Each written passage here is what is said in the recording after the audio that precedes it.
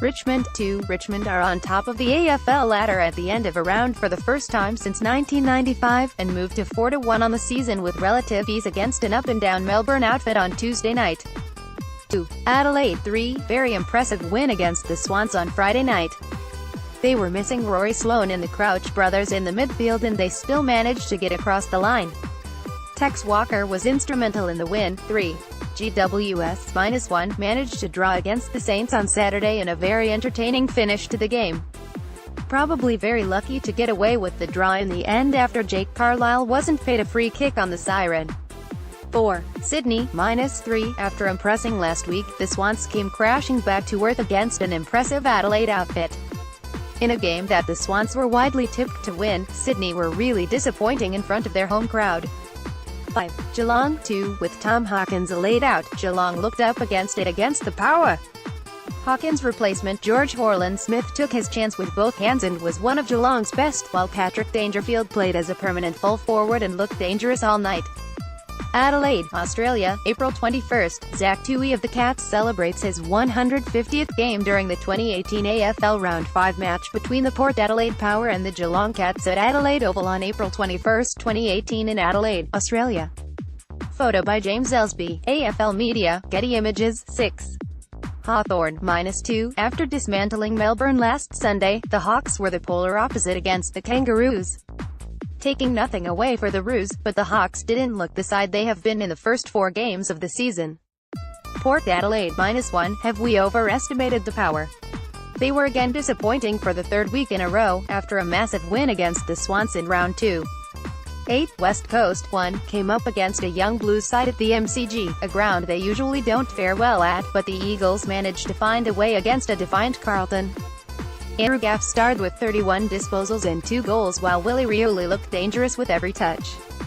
9. Collingwood 1. The Pies pulled away in the second half and recorded their 3rd straight win, as they beat Essendon by 49 points in a one-sided affair on Anzac Day.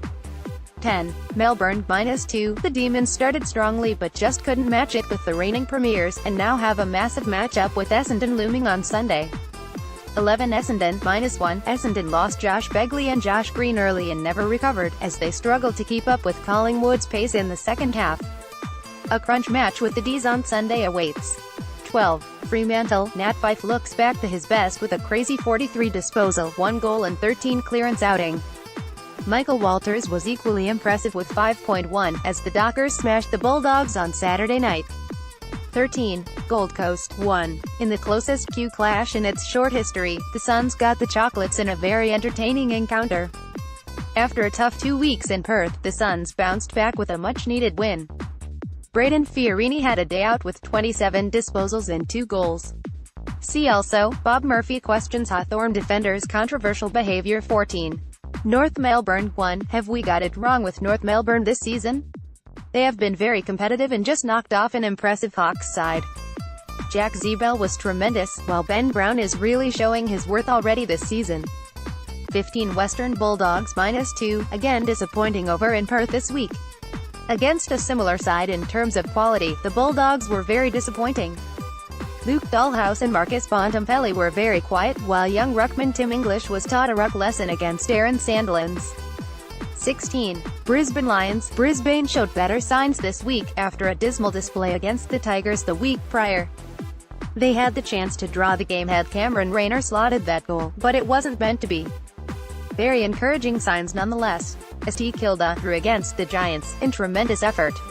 They look to be playing better footy, but fundamental errors keep letting them down.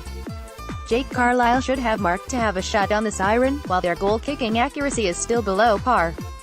18. Carlton. Very hearty display for the Blues this week without some of their stars. They need to start turning these displays into wins, but that will come. Experiencing their worst start to a season since 1989, which is worrying.